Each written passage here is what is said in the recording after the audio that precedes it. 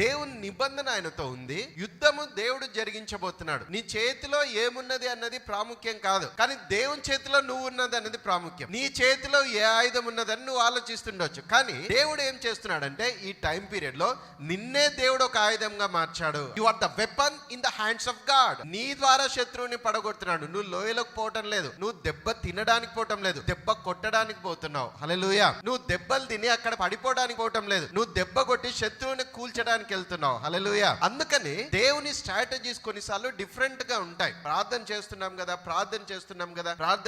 కదా, జరగటం లేదే, దేవుడు తీసేయటం లేదే, దేవుడు ఇంకా తొలగించడం లేదే. ఎందుకనంటే నువ్వు ఆ ఛాలెంజ్ ని ఫేస్ చేసేటట్టు you have to become strong in your spirit. నీ యొక్క ఆత్మలో నువ్వు బలంగా మారాలి. ఎందుకంటే గొల్లియాత్ ఒక్కటే ఫైనల్ బ్యాటిల్ కాదు, గొల్లియాత్ అనేది ఫస్ట్ బ్యాటిల్. తెలుసా మీకు ఆ విషయం? గొల్లియాత్ తో పోరాటం అన్నది లాస్ట్ బ్యాటిల్ కాదు, చివరి యుద్ధం కాదు. That is the first battle, మొదటి యుద్ధమే.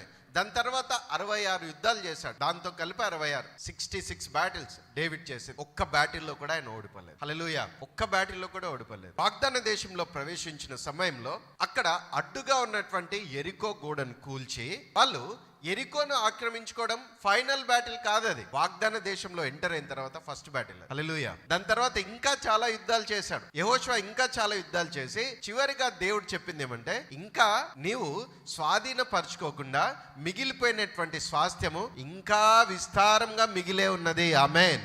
హల్లెలూయా.